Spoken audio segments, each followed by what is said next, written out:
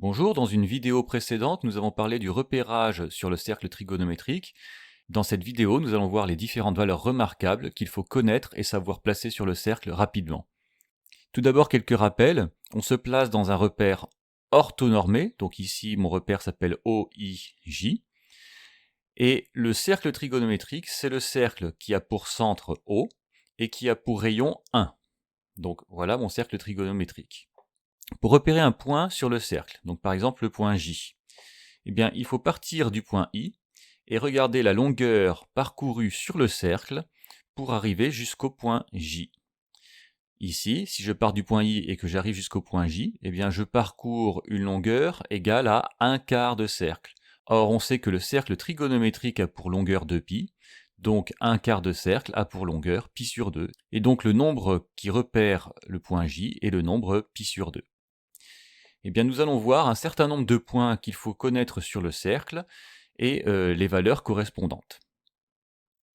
Tout d'abord le point I. Eh bien, le point I, on sait qu'il est repéré par le nombre 0. Ensuite le point J. Je viens d'expliquer que le point J est repéré par le nombre π sur 2.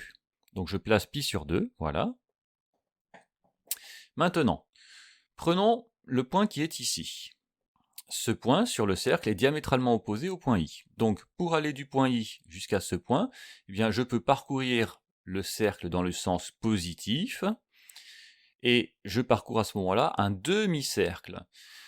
Puisque je parcours un demi-cercle, je parcours une longueur égale à π. Donc ce point est repéré par le nombre π. Prenons maintenant le point qui est diamétralement opposé au point J, donc tout en bas. Comme tous les points, ce point est repéré par une infinité de nombres. Le nombre le plus direct à obtenir, eh bien c'est lorsque je pars du point I ici et que je parcours mon cercle trigonométrique dans le sens négatif. Dans ce cas-là, je parcours 1/4 de cercle dans le sens négatif. 1/4 de cercle a une longueur égale à π sur 2. Et comme ici, je parcours mon cercle dans le sens négatif, eh bien ce point est repéré par le nombre moins π sur 2. Passons au point suivant. Vous avez dû remarquer ici que j'ai tracé deux droites dans mon repère. Ces deux droites sont les bisectrices des angles formés par les deux axes de mon repère. Puisque ce sont les bisectrices des angles formés par les axes de mon repère, eh bien ça me permet de partager mon cercle en 8 huitièmes de cercle. Vous pouvez compter ici, j'ai 8 huitièmes de cercle. Donc finalement, le point que je vais trouver ici à l'intersection de ma droite et du cercle, eh bien il va être repéré par la longueur d'un huitième de cercle. Or nous avons déjà vu qu'un huitième de cercle a pour longueur π sur 4. Donc ce point-là est repéré par le nombre π sur 4. Alors vous voyez que pour placer ce point-là sur le cercle trigonométrique, ce n'est pas très compliqué, il suffit de tracer ici la bisectrice de l'angle formé par les deux axes. Alors si vous n'avez pas de compas pour tracer cette bisectrice ou de rapporteur, eh bien il vous suffit d'utiliser les carreaux de votre quadrillage si vous faites votre cercle sur un quadrillage, et vous voyez que ici, cette bisectrice, en fait, ce n'est rien d'autre que la diagonale des différents carreaux de votre quadrillage. Je poursuis, donc ici j'ai le point repéré par π sur 4.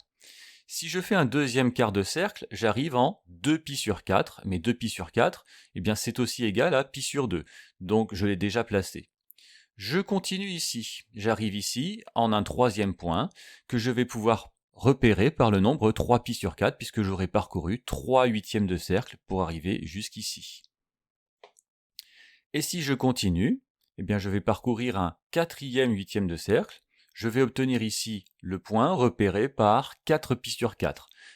Mais 4π sur 4 est égal à π, et j'ai déjà indiqué cette valeur sur mon cercle.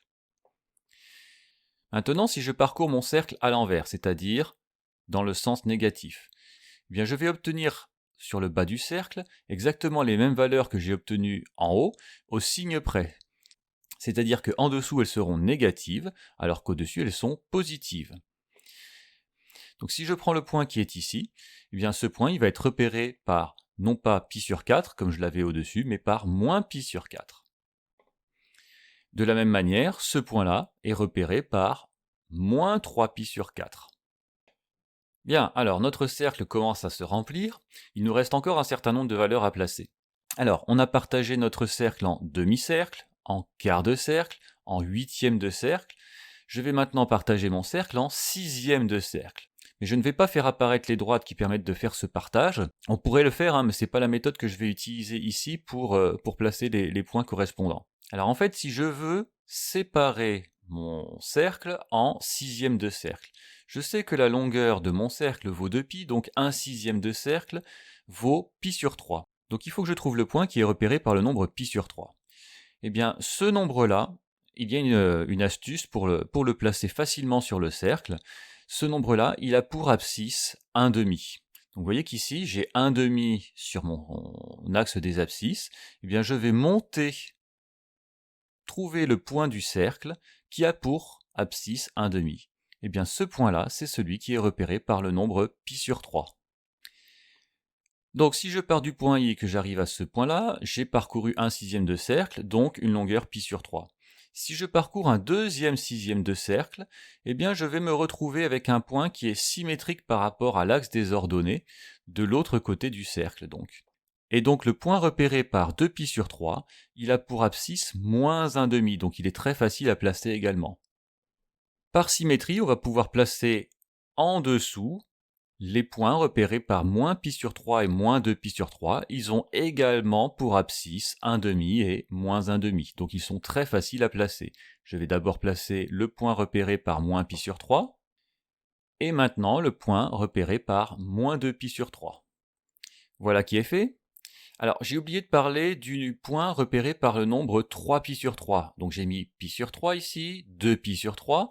Donc j'ai parcouru une première fois 1/6 de cercle, une deuxième fois 1/6 de cercle. Et si je parcours une troisième fois 1/6 de cercle, je vais tomber sur le point repéré par 3π sur 3. Mais 3π sur 3, qu'est-ce que c'est? Bien c'est π. Donc en fait, le point repéré par 3π sur 3, je l'ai déjà placé ici. Passons maintenant au 12e de cercle. Donc si je veux parcourir un 12e de cercle sur mon cercle trigonométrique, à partir du point I, je vais tomber ici sur un point, quelque part par là, qui est repéré par le nombre π sur 6. Alors pour placer le point repéré par π sur 6, eh bien c'est aussi facile que de placer le point repéré par π sur 3. Cette fois, ce n'est pas l'abscisse qui vaut 1/2, c'est l'ordonnée qui vaut 1/2. Vous voyez que je prends 1/2 ici en ordonnée, et je viens chercher le point qui correspond sur le cercle trigonométrique, et ce point-là est repéré par le nombre π sur 6.